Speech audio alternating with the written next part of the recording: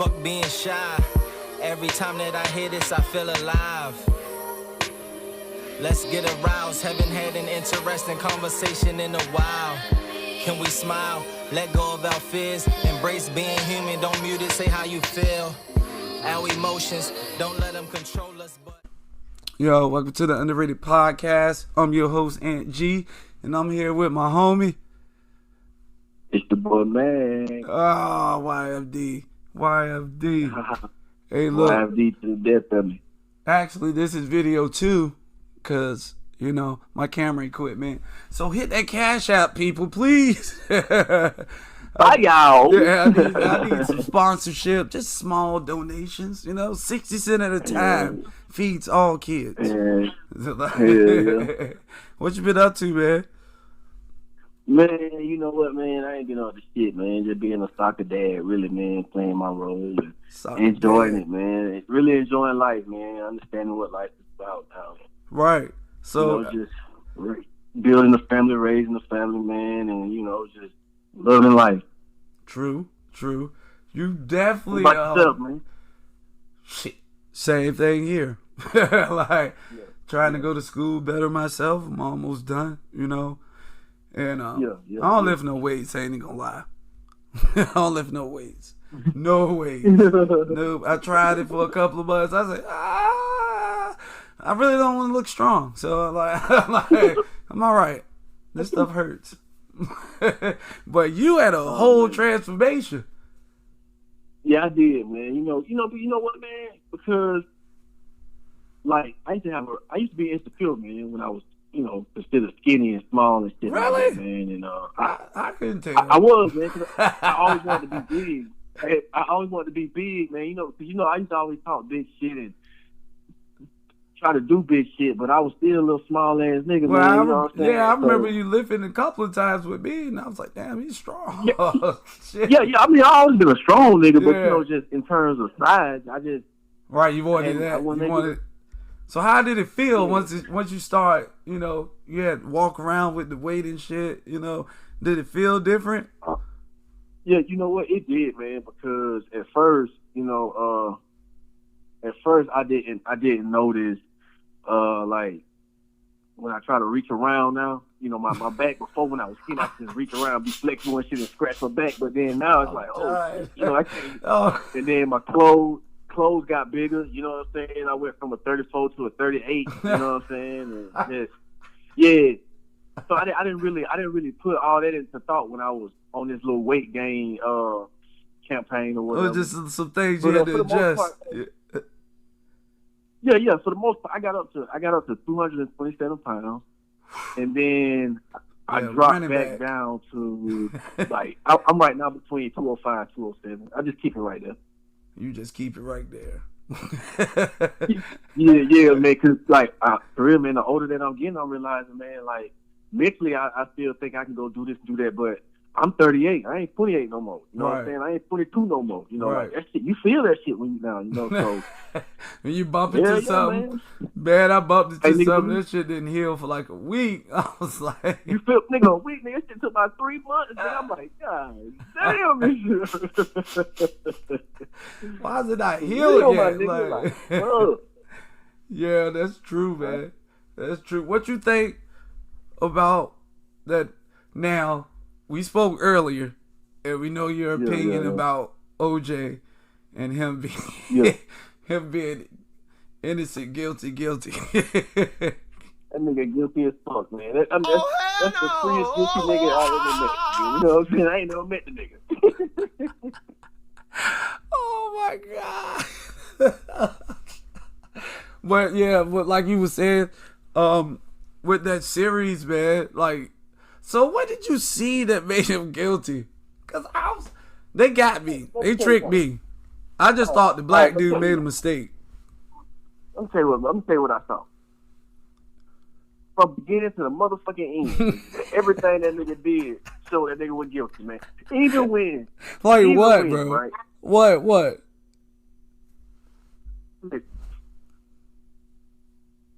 They had all their evidence. I get they say that the cop was dirty and shit like that, and he planted the evidence, and then like OJ, whatever the case may be. Right. But That shit was just too coincidental when a nigga had to cut on his finger. Right. The cop made a good point. He could have been cooking, bro. He could have been cooking. Hey, look, man, fuck that shit. Oh, they didn't cook, man. They that nigga had maids and shit. You know, but yeah, you know, shit like that. You know? Yeah, that party scene looked like he was living the life. So you might be right.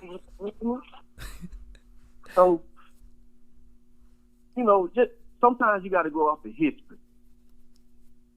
It is what it is.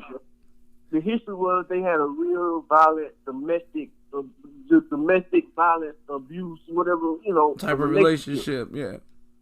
So everything led to OJ because of that happening the way it happened. It was a violent attack.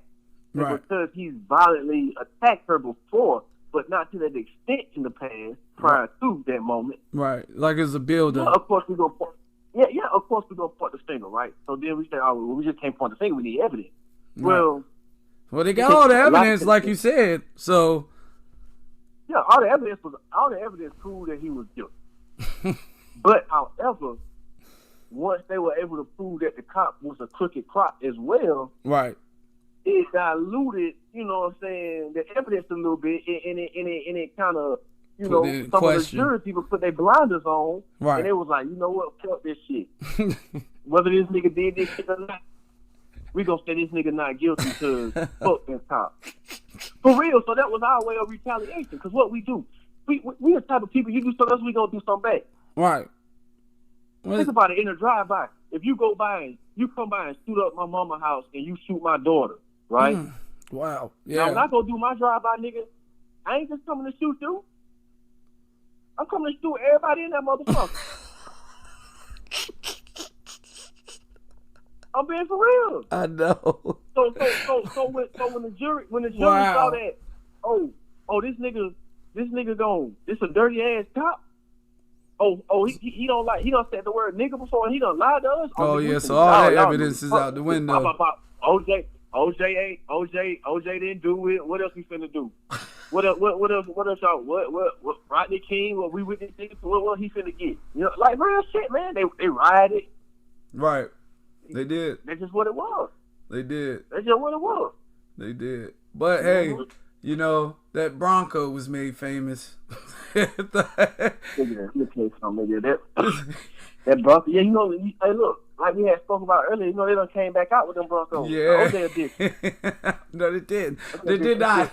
Disclaimer, we do not support the OJ edition Bronco. One black, they call one black glove, one rubber butch knife, and some goddamn, and a blood kit. Don't lie, that shit, and a driver, nigga. To get away from the scene. Oh my God, what is Ford thinking, bro? And a not guilty verdict. So if you ever get in trouble, then you go get that not guilty verdict. You got one free one per year if you stay current with your payments. You feel what I'm saying? One free one, my nigga. You can purge one time. Oh my God. Hey, yo, you. They can't purge, bro. Speaking of purge. In that memorandum format, that's all. Boom, boom, boom. Signed off on it. All right, we know that they're going to purge tonight, y'all. You got one free purge per Bronco. Yeah, they got one free purge, nigga. Shit. Nigga, just work with that goddamn Bronco. I'm just trying to figure out, like, do they think people over that? Do you think they over it and they like, fuck it? We know what OJ did in it, but look at the features. Hell yeah. Hell yeah. Hell yeah. Look, you gotta think, man. Like consumers by trade. Every black motherfucker. Let me tell you something. Everybody knew OJ did it. Them white folks knew, us black folks knew. Right. We was just happy the nigga got off. Yeah. That's what it seemed like. Yeah. It was no other. We ain't never say the nigga wasn't guilty. We just said we happy the nigga got out. There's a difference now. Same shit with Jesse, huh? Black people step way back on that. Hey, look, the white folks said in court they said he not guilty. Now we didn't say it. We just said we got the nigga got off. The verdict said that. We don't read the verdict. Yeah. Oh, yeah. Did it? Yeah. I don't think a black person read out the verdict. But you know what though? Watching that series, because I watched the actual series on FX, and then I watched the ESPN 30 for 30 one too. Right. And man, that was some cruel shit, man. Yeah. Like to have to be that family, to have to receive that news, because I tell my kids all the time, like, I can accept dying of natural causes, old age, whatever you want to call it. Right. But what would be hard for me to accept is like a murder or death like that. Like my cousin was killed in 2011, I think, 2011. Oh wow, man! And man, it's been 9 years? Right. And that shit still hit hard. Right. Nelom was killed. September 17, 2005. Yeah. That shit hit hard like yesterday. Hard. Yeah. So it's like. That's just something I don't think nobody could get over. Yeah, man. It's like I don't think it's like, man. You know what? I'm gonna say this live, man, and I don't mind you sharing it. All right. I go to therapy now. I speak to a therapist, right. And I have been telling her like, man, I'm talking about, man, I've been dealing with PTSD and anxiety and depression. I'm talking about G Money like bad, bro. Right. Like, real bad. And she told me that I should reach out to Sarah Nelom's family, his wife. Really? Who was left alive, or whoever that was left alive, his next of kin. And I was just like, nah, man. Yeah, I don't think I have the cojones. No, but hold on, listen, right? I'm like, I don't think that's something I do. They might look at it like, dang, you living your life. My dad ain't here, my husband ain't here. Just you get all those thoughts in your head, and then you're like, right. That ain't what I do anyway. I won't pick up the phone. So, man, one day, man, it was just killing me so bad. So I found her, and I emailed her, and she never replied. So I was like, well, you know what? At least I know I did it. You know what I'm saying? Right. And man, I'll say about 3 weeks later, I woke up one morning. The last thing on my mind was receiving an email from her. She emailed me back. We exchanged numbers, and I called her. We had a good conversation over the phone, man. And she told me that's awesome, man. That's awesome. She said how I think she said it was a couple people who kept in touch through the years. A few, she said. Right. She said, but she always appreciates the stories when old soldiers call and just speak highly of him about their, interactions with him and this and the third. She said it just really makes her day, and it really, lifts her, and it just makes her smile more when she hears those stories or whatever like that. So my point I was making was, man, I know we was talking about something else.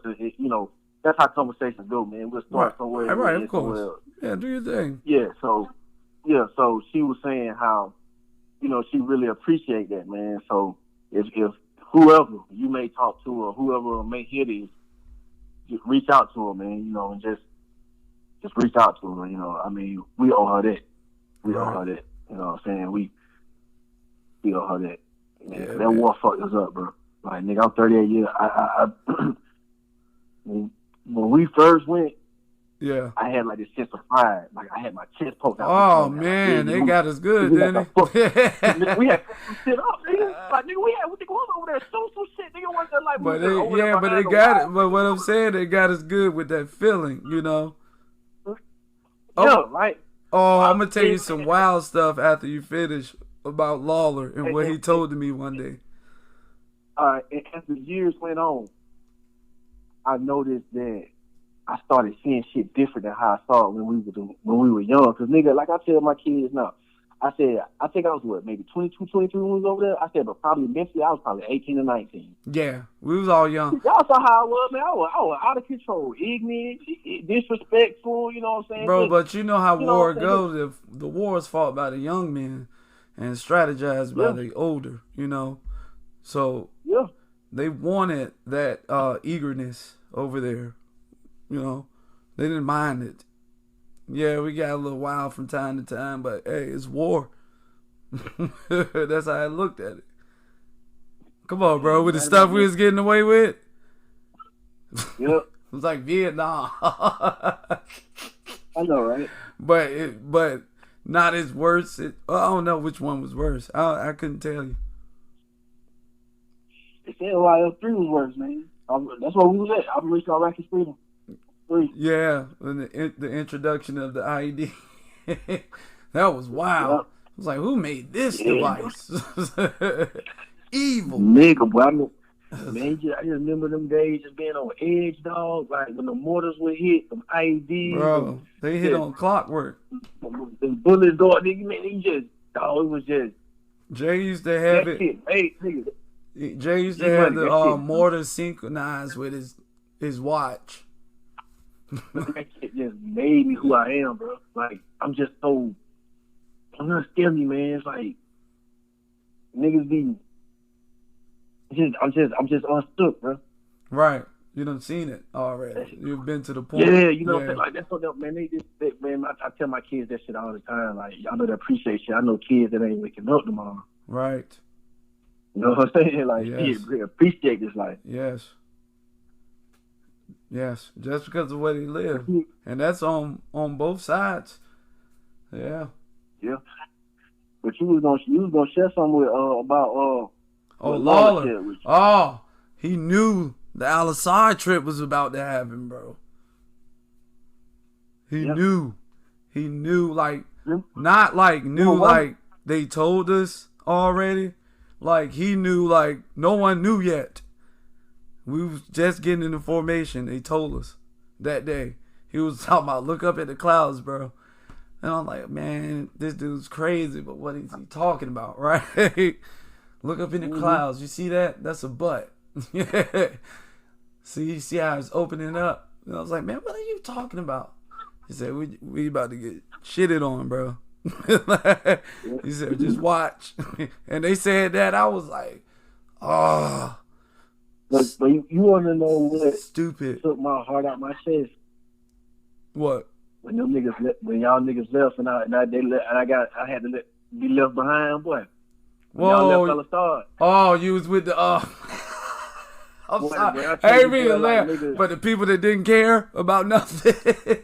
Yeah, but let me tell you something, boy. When that shit happened, boy, I felt like I died that day, boy. Betrayed. You felt betrayed, right? Huh? I felt betrayed, bro. Well, me too. You know what? Me and I reached out to Shannon, your son's mom. Yeah. A couple of years ago, and one day I was just having a real bad day, man. I was like, hey, do you ever think about when they left us behind and shit? And she was left behind too. In those yeah. You know what I'm saying? Shredder vehicles, man. That shit. Because I used to always wonder when I was the only one felt the way I felt. Like, was I the only one? Like, am I the only one that felt this way? Like, you know what I mean? And I reached out to her, and I ain't gonna say what she said, but you know, I just reached out to her and wanted to know if she like what was. It wouldn't be wrong. I don't think it would be wrong if you did. You know, that was crazy, bro. It was shredded trucks. I just remember people getting on planes. I ain't even going. Nope, not going there. You could go ahead though. Man, I'm talking about, boy. I just remember feeling like,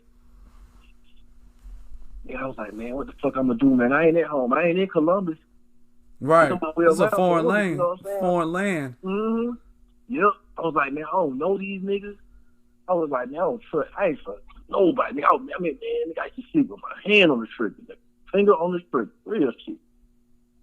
It's crazy when you gotta sleep like that. I remember not sleeping, especially when we get to Treville, because when we get to Treville, that's when we finna really ride into that heat.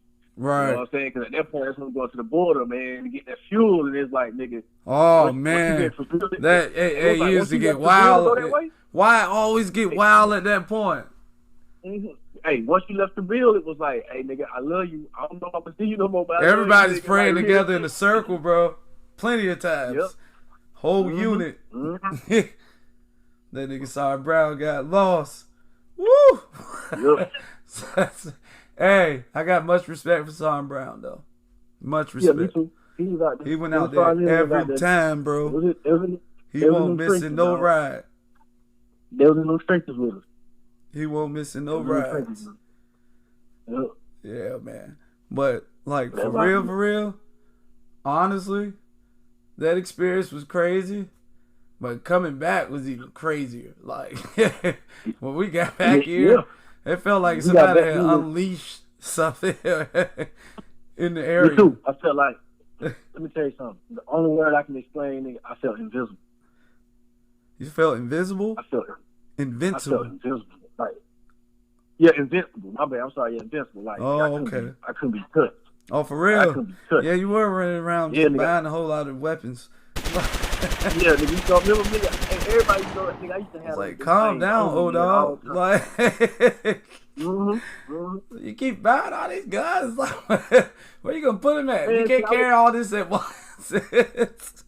Yeah, man, I was fucked up in the head, man. That war had fucked me up, and I didn't realize it. I said, boy, I got because this. Now when I sit back and I think about all those feelings and emotions, right, just did not. I feel them now, and I'm like, well, hey, look, it's not your fault because you gotta understand this. When we came back, right? Do you remember we were in processing? Yep. Back into Fort Bragg, and we all went through therapy in less than an hour. Yep. I was like, how's this possible? Are you all right? Yep. Are you okay? Are you having dreams? Yep. And you know, at that post, you better not say that. Like, yep. Mm-hmm. Are you having dreams? Yep. Are you having nightmares? No. Okay, next. I was like, wow. And let me tell you, back in 2012, and I used to call my mama every night. She would talk to me. I was stationed in Germany at the time. I wouldn't sleep at night. I would stay up. I was sleeping during the day and I would stay up at night. I had nightmares so bad, boy, it scared the life out of me. I was scared to go to sleep. I was scared to be by myself. I would be in public places. I used to have nightmares real bad, boy. Damn. Real bad. Like the time that we spent away from each other, man, you know, I've really grown as an individual, as a man, of course, as a father, as a human being, and, you know, now as a husband. Right. You know, I've a lot of the losses I thought I took, I've really been able to look at them now and see that they wasn't losses, they was actually lessons. Right. You know what I'm saying? So with that growth, man, you know, things that I would never thought I went through, things that I would have never thought I would experience or deal with, you know, I have, man. And I speak on it now because I realize that there's so many of us that's out there that is being affected. Yeah. And we don't know where to start, or we don't feel comfortable talking about it because for years I wasn't comfortable. It took to now, man, like really recently, for me to be able to speak out loud like this. Right. You know what I'm saying? Because it's always been considered a sign of weakness. Right. You know, especially in the military. You know what I'm saying? Yeah. How we was breeded. You know, anything a sign of weakness. Nigga, remember, nigga, I finished the PT test, nigga, with I damn near tore my damn hamstring. Oh my God. Right before we went out wreck, nigga. You know what I'm saying? Because and I stopped. That's a sign of weakness. Yeah. See how they get you, condition you. And like it's really what they say it is, man. When you go in that basic training, they really strip that other person. Well, some of it. Some of it. You know what I'm saying? Some of it still come back. But it just come back in weird times. But for the most part, yes. You know what I mean? That's how they want it. And they really get it the way they want it. And then, like, we have to deal with the consequences later on. Yep. Yeah. That's what's crazy, man. I see so many. It's like, man, we go over there and fight this war. But then you go to the VA, and man, they'll send you through hell and high water. Oh, yeah, your benefit. Yeah. To get a benefit. Right. You know what I'm saying? It's like, damn, man, you mean to tell me I gave y'all my everything over there, and then I come back over here and I got to fight y'all too, so now I got to fight another war? Right. Because I, like, signed my life. Like, I knew possibility of death was very, very real. You know what was real for me? You know what was real for me? Like, when we had came back, and you remember that rigger unit that was across the quad from us? When I didn't see a whole lot of them anymore, and I thought it was just like out of the unit PCS, they was like, nah. That's when I knew it was real. Yeah. Like, seeing actual physical people not there anymore. Yep. They having these memorial service. I remember I was on that team, bro. That was, It's okay, but it's creepy, bro. I remember when we had the memorial for Son Nelom, I held a flag. Yeah, man. I remember. I'll never forget, nigga. I just remember zoning out, looking. I just can't remember, like, this don't feel real. You know what I'm saying? Right. It didn't feel real, man. Like I was young then, and I didn't know how to really process it internally like that. But it just, the only way I knew what to say then, like, it just didn't feel real to me. Like, I know I'm gonna wake up and then boom, everything will be back to normal. Because we were just trying to get some normalcy back in our life. Right. You know what I'm saying? Like, my normal, I'm trying to go back to my normal before I left to go to Iraq. So I'm like, I'm gonna wake up one day and this shit gonna be like, no, that ain't, yeah, that slowly comes back, slowly. Like, yeah. But my thing is, honestly, we made it through all that, you know what I mean? And the time we had outside of it, like when we came back from Iraq, the first couple of months, they were critical. And I feel like everybody got through it in their own way. But these times now that we split up, like you said, the growth has been tremendous. Because, for one, we were young. We was all young back then. We didn't completely have a grip on everything. We tried, but, you're living in a grown man's place, but, you're just being exposed to it, credit, all that stuff, So when we came back, I mean, some people got it, though. Some people, it clicked, man. You saw some people, it clicked for them. I was just not one of those clickers. I was being influenced. Man, nigga, I got that. Nigga, I put them things on my car, bought all them guns, the clothes, the gold teeth, the hat. Calling me, telling me to get more clothes and shoes. Hell yeah, nigga, get them, like, nigga, get them, nigga. Like, every time a new pair of shoes came out, like, get them, nigga. You know how many times I wish I would have said, you know what? We'll just put this in Apple. Like, we'll be all right. Hey, Matt, could you imagine you caught that first Apple boom, bro? You'd have probably been out of the Army. Because they couldn't afford to pay you anymore.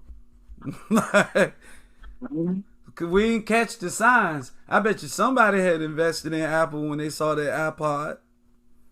That first generation joint. Yep. But that type of stuff wasn't taught in our schools either. It wouldn't. It won't expose to us. We're just now learning about stocks and how it goes. And we know it's deadly too, so we don't put our whole all into it because we're not trying to jump out the window. We're like, we'll give you some, but we ain't gonna fully commit. Like a flip. It's like you put it on a package, but you're not for sure. like here, just give me whatever you can. But you're not getting all the money. Hell no. Yeah, man. But yeah, man. Hey, look. Let's do another one tomorrow, man. So we can make sure that this recording goes through correctly, man. But this is the Underrated Podcast. I'm your host, Angie, and I'm here with... Hello. It's your boy, Matt. It's your boy, Matt, baby. Everybody do that, bro. You good. It's like tradition. I'm high, bitch. Yeah. I'm high. I feel you, man. We out. Fuck being shy. Every time that I hear this, I feel alive. Let's get aroused. Haven't had an interesting conversation in a while. Can we smile? Let go of our fears. Embrace being human. Don't mute it. Say how you feel. Our emotions, don't let them control us. But